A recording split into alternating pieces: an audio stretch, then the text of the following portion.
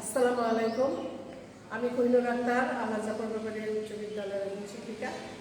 আমি আজকে যে আলোচনা করব যে ষষ্ঠ শ্রেণী বাংলা প্রথম পত্র বইয়ের আগুন মাস লিখেছেন হুমায়ুন আজাদ।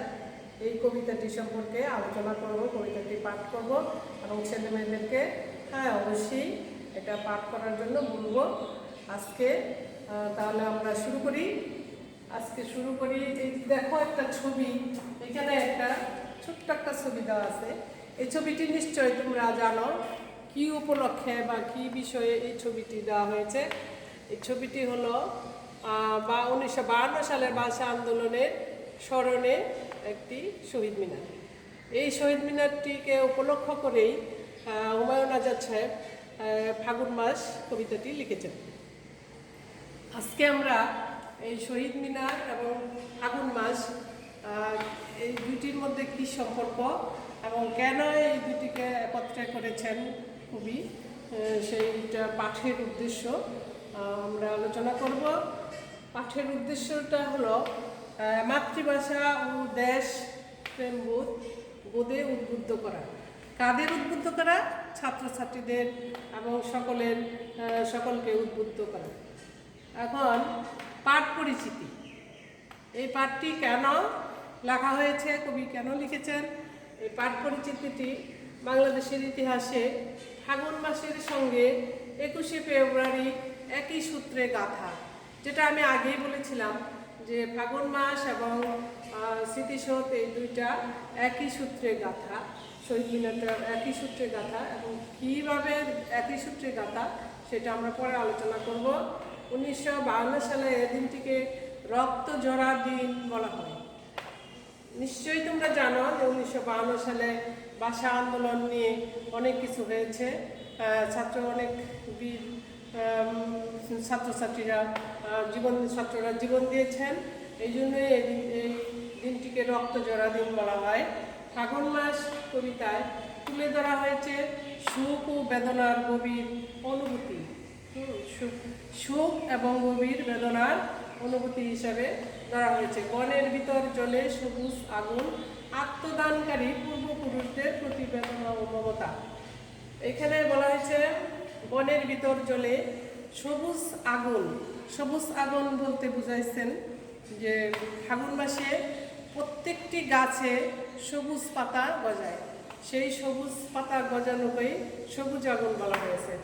আর যারা আত্মদান করেছেন যে পূর্বপুরুষগণ, তাদের জন্য এই সবুজ পাতাসহ বেদনা ও মমতা তুলে ধরেছেন।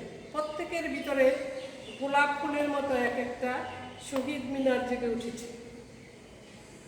প্রত্যেকের ভিতরে এই আত্মদানকারী পূর্বপুরুষদের কথা মনে করে তাদের বেদনায় ও মমতায় ফুলের মতো এক একটা গোলাপ ফুলের মতো প্রত্যেকের ভিতরে এক একটি শহীদ মিনার জেগে উঠেছে। তাই আমরা বীর সন্তানদের স্মরণ করি প্রত্যেক ফাগুন মাসে। ফাগুনের 8 তারিখ 8ই ফাল্গুন আর 1952 সালের 21শে ফেব্রুয়ারি, এই দুটাকে স্মরণ করে আমরা প্রতি ফাগুন মাসে। এখন আমরা কবি পরিচিতিতে যাব। কবি পরিচিতি 1947 সালে বিক্রমপুরে, অর্থাৎ বর্তমানে মুন্সিগঞ্জে হুমায়ুন আজাদ সাহেব জন্মগ্রহণ করেন। তিনি ছিলেন একজন কৃতি ছাত্র। তিনি বিশ্ববিদ্যালয়ে বাংলা বিভাগের অধ্যাপক ছিলেন। বাংলা ভাষা ও সাহিত্য বিজ্ঞানে গবেষকও ছিলেন। তিনি ছিলেন ভাষা বিজ্ঞানী, কবি, ঔপন্যাসিক ও প্রাবন্ধিক। কুসংস্কার ও ভণ্ডামির বিরুদ্ধে সদা তৎপর ছিলেন তিনি। গবেষণা গ্রন্থ ও বাক্য গ্রন্থ, এই দুটি কিশোরদের জন্য 2টি গ্রন্থ, লাল নীল দীপাবলি, এই 2টি বই তিনি লিখেছেন। ও কত নদী সরোবরে, এটাও লিখেছেন তিনি। 1987 সালে বাংলা একাডেমির পুরস্কার লাভ করেন। তিনি পুরস্কার লাভ করেন 2004 সালে জার্মানির মিউনিখ শহরে তিনি মারা যান। এবার আসি আমরা কর্ম অনুশীলন। ফাগুন মাসের প্রকৃতির যে বৈশিষ্ট্য, আরও কিছু ঘটনা, সব কিছু মিলেই কর্ম অনুশীলন শুরু। এখন আমরা কিছু শব্দের অর্থ জেনে নেব। এই শব্দের অর্থগুলি যেমন ফাগুন। ফাগুন মানে কি? বৎসরের একাদশতম মাস। একাদশতম মাস। ফেরে মানে চিরে, এক একটা গাছের থেকে সবুজ পাতা বের হলে গাছ ফেরেই বের হয়। ভীষণ দস্যি মাস। এই মাসে অনেক তিতিক্ষা আছে, অনেক ঘটনা আছে, সেই জন্য এই মাসটিকে দস্যি মাস বলা হয়েছে। প্রত্যেক হলো লাল, প্রত্যেকটি জিনিসের মানুষের ভিতরে লাল। সবুজ আগুন, যেটা আগেই বলেছিলাম, সবুজ আগুন মানে বনের মধ্যে সবুজ পাতা গজানো। ভীষণ দুঃখী মাস। এই মাসে মায়ের কান্না, হ্যাঁ, মানুষের কান্না বেদনা, দুঃখের মাস দেখে একে ভীষণ দুঃখী মাস বলা হয়েছে।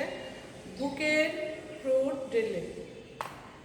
বুকের ক্রোধ ঢেলে মানে বুকের ভিতরে যে ক্রোধ আছে, রাগ আছে, সেগুলিকে ঢেলে তাদের স্মৃতিসৌধের বাংলা ভাষার জন্য অনেকেই প্রাণ দিয়েছেন। বুকের ভিতর শহীদ মিনার ওঠে। হ্যাঁ, তো এই ফাগুন মাসে প্রত্যেকের বুকের ভিতরেই শহীদ মিনারের রূপ ধরে একটি রূপ ধরে ওঠে। আজকে আমরা যে আলোচনা করলাম, সে আলোচনা থেকে আমি কবিতাটি একটু সামান্য একটু পাঠ করি।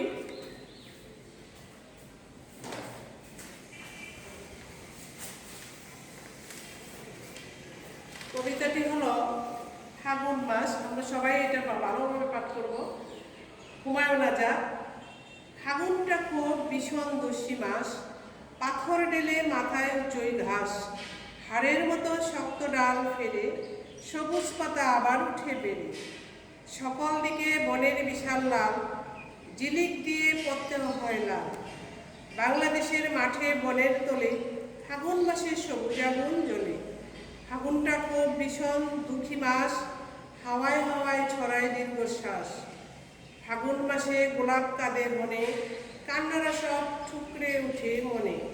ফাগুন মাসে মায়ের ডোলে জল, চোখে জল, গাছের উপর কাঁপে যে টলমল।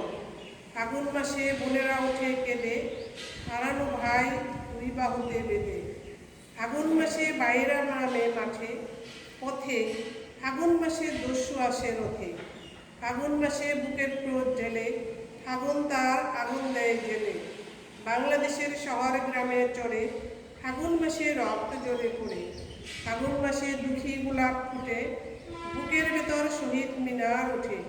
সেই যে কবে কয়েকজন খোকা ফুল ফুটালো রক্ত থোকা থোকা, গাছের ডালে পথের বুকে ঘোরে, ফাগুন মাসে তাদেরই মনে মনে পড়ে। সেই যে কবে 30 বছর হলো, ফাগুন মাসের দুচোখ ছলো ছলো, বুকের ভেতর আগুন সে ভয়ে, তার খোকাদের আবার কি যে হয়।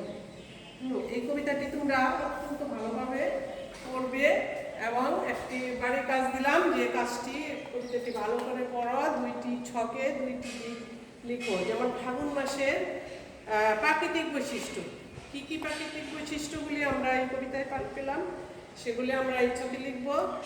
আর ফাগুন মাসে ঘটে যাওয়া ঘটনা, কি কি ঘটনা ঘটেছিল ফাগুন মাসে কবিতাটিতে যে আলোচনা হয়েছে, সেই ঘটনাগুলি আমরা 2টা পার্টে তোমরা লিখবে এবং এটা থাকবে বাড়ির কাজ।